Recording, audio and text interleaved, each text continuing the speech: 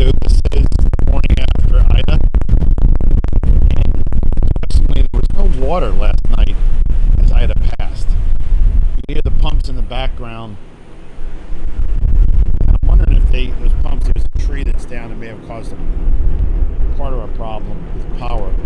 It seems like the city of New Orleans lost power. And in the distance, maybe half a mile that way is a pumping station. And I'm wondering it's new, if it's pumping the water that's now flooded the marina. See, the water is almost over the seawall.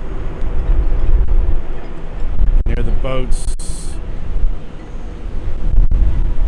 Wow. Oh, wow.